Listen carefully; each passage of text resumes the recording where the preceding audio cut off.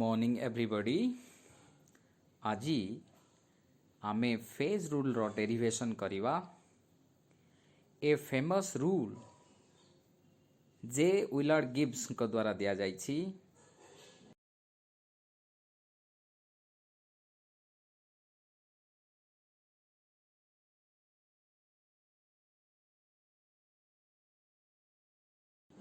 से गोटे relationship establish करिसंती number of degrees of freedom, number of components, number of phase.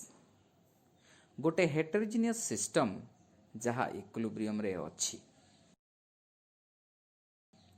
से relationship टा हला F is equal to C minus P plus 2। आमको ए इक्वेशन डिराइव करिवार अछि both reactive and non reactive system पाई। गोटे हेटेरोजिनियस सिस्टम कंसीडर करो जहाँ इक्विलिब्रियम रे अछि एवं सेथिरे C टा कंपोनेंट अछि जहाँ पूरा P टा फेज रे बांटी हो जाइछि।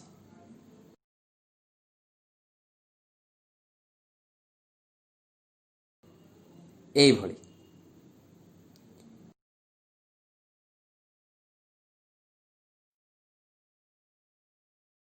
फेज गुडी कहले P alpha, P beta, P gamma, P delta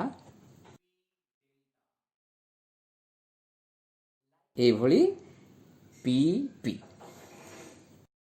एवं एंक भितरे CT कंपोनेंट्स एई भली डिस्ट्रीब्यूट होइछंती।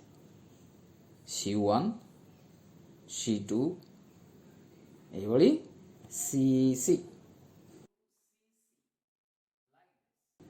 C1, C2 एई भली CC।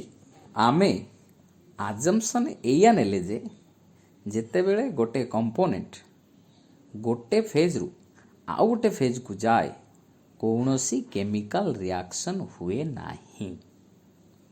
तेणु आमको कैलकुलेट करिवार अछि केतोटी मिनिमम इंडिपेंडेंट वेरिएबल दरकार अछि पूरा सिस्टम को डिफाइन करिया पाई।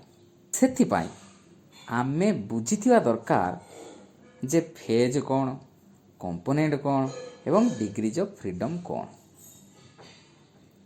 तेणु मिनिमम इंडिपेंडेंट वेरिएबल माने आमको total number of degrees of freedom रु कंडीशन ऑफ इक्विलिब्रियम जुगु जेउ सबु वैल्यूज आपे आपे जना पड़ी जाउची ताकू सब्ट्रैक्ट करिया को हेबो।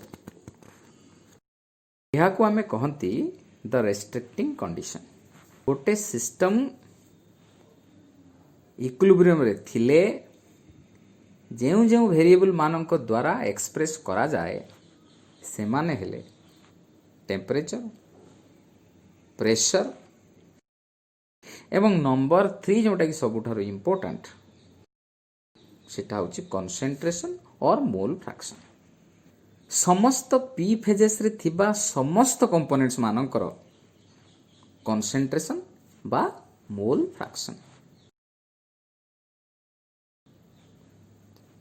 जेहेतु आमे C कंपोनेंट्स कंसीडर करिसंती जहा P फेजेस मध्य रे डिस्ट्रीब्यूट होइछंती तेनु total number of mole fraction term required हबो C into P।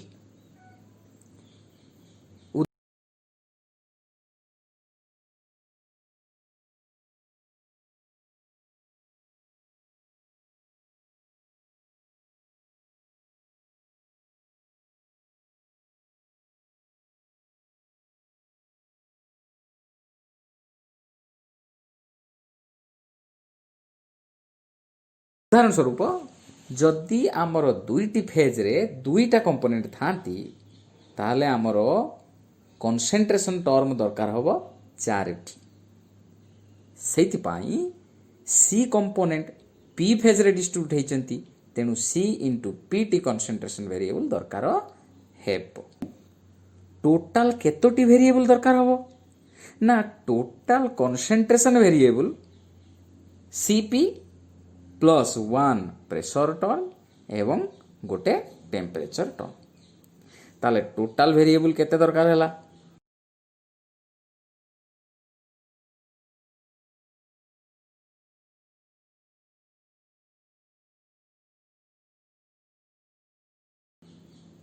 F is equal to CP plus 2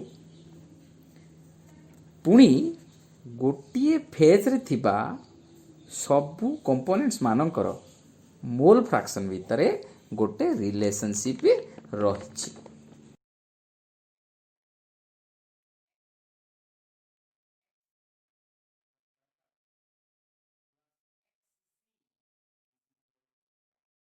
जेहेतु आमे जानू समस्त कंपोनेंट्स रो total mole fraction is equal to 1 तेणु गोटे फेज रे थिबा जेकोसी गोटे कंपोनेंट्स रो मोल फ्रैक्शन आमे जानी परिबा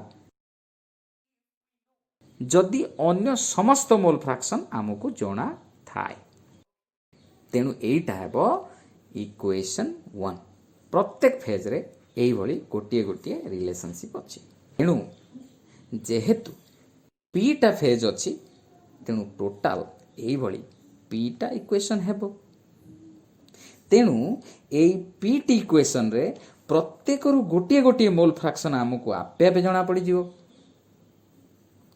तेणु प्रथम करी सेई पीटी कंसंट्रेशन वेरिएबल को टोटल नंबर ऑफ वेरिएबल्स रु सबट्रैक्ट करिया को हेबो तेणु फेज रूल रिड्यूस हेकी हेला F is equal to CP plus 2 minus P बुझी हेला गोटे हेटेरोजेनियस सिस्टम इक्विलिब्रियम रे रहिबा को हेले कंडीशन टी हेउची कोनोसी कंपोनेंट रो chemical potential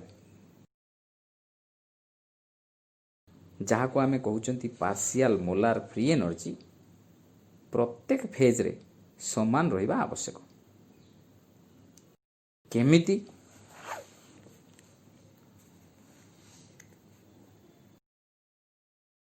P alpha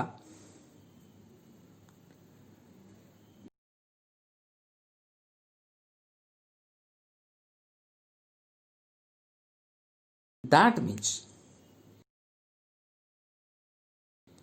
component एक रो केमिकल पोटेंशियल समस्त पी फेज रे समान रहिबा आवश्यक P alpha P beta P gamma ए भली सबु फेज रे कंपोनेंट दुई पाई भी समान कथा तार अर्थ जदि आमे गोटे कंपोनेंट रो केमिकल पोटेंशियल कोनोसी फेज रे जानि जिबा अन्य समस्त फेज रे आपे आपे जणा पड़ी जिवो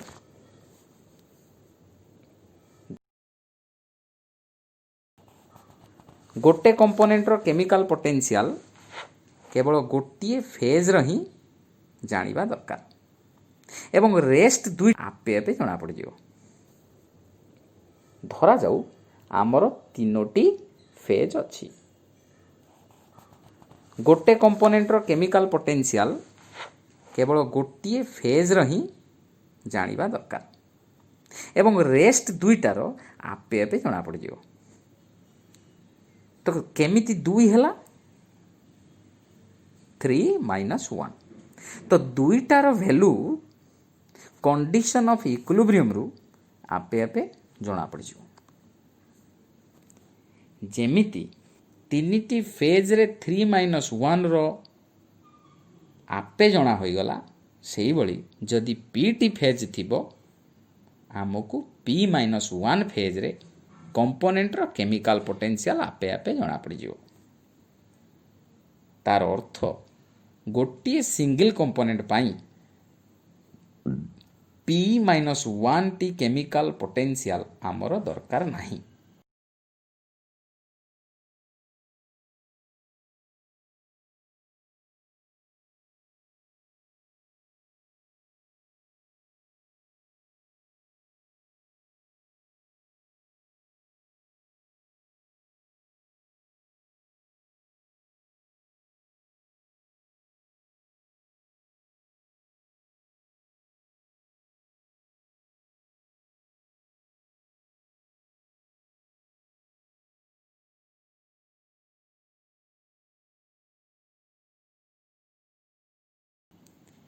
जेहेतु आमर सी टी कंपोनेंट अच्छी तेणु जेतिकी केमिकल पोटेंशियल टर्म आमर जानिबा दरकार नाही ताहा ହେଲା सी इंटू पी माइनस 1।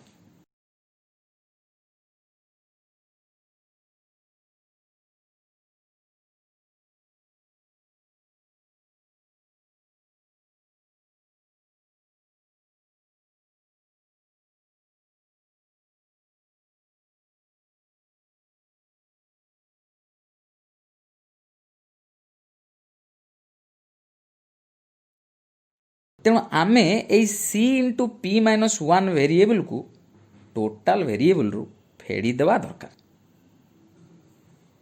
तो नेक्स्ट रिड्यूस्ड फॉर्मूला हेबो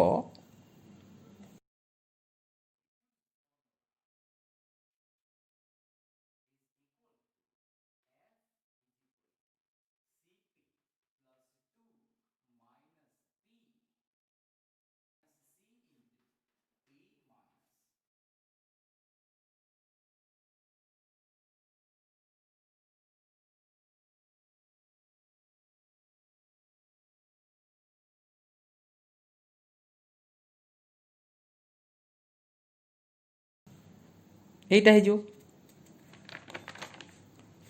F is equal to C minus P plus 2।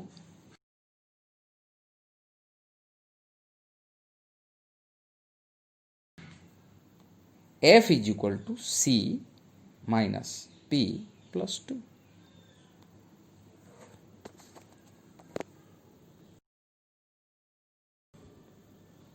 यह नॉन रिएक्टिंग सिस्टम पाई हटे।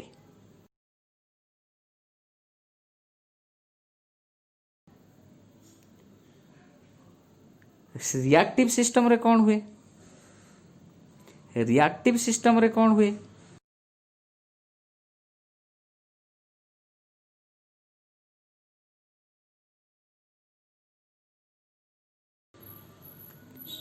केमिकल रिएक्शन गुड़िक इक्विलिब्रियम रे रहिबा को चाहिए प्रत्येक रिएक्शन रो केमिकल एफिनिटी इक्विलिब्रियम रे 0 हेबा आवश्यक।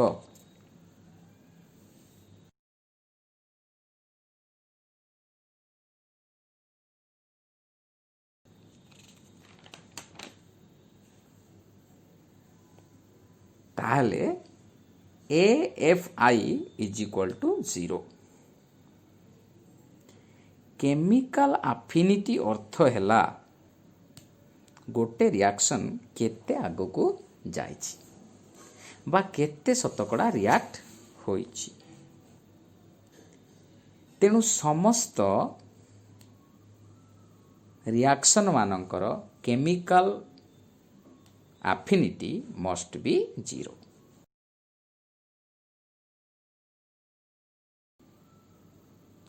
That is there are reactions। जेहेतु सबु रिएक्शन मानकर केमिकल एफिनिटी इक्विलिब्रियम रे 0 हो जाए सेमाने आपे आपे जना पड़ जाउछंती। तेणु एही वैल्यू को नॉन रिएक्टिव सिस्टम रु फेड़ी देवा दरकार।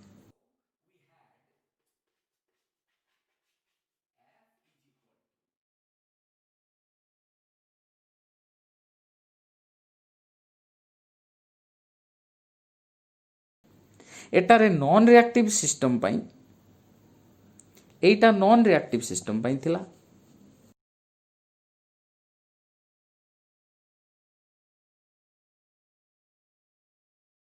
वर्तमान एई आरटी टर्म्स को टोटल वैल्यू रु फेड़ी देवा को पड़ियो जेहेतु ऑटोमेटिकली स्पेसिफाई हो जाउछंती।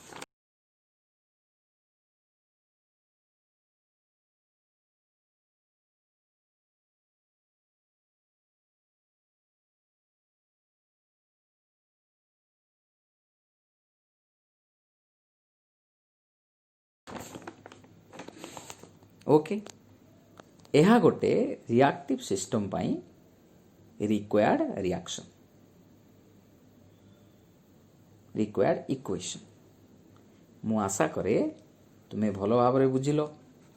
नेक्स्ट क्लास रे फेज रूल रो आप्लिकेशन पढ़िबा केमिति वन कंपोनेंट और टू कंपोनेंट सिस्टम पाई यूज हुए. So thank you so much. We'll see in the next class.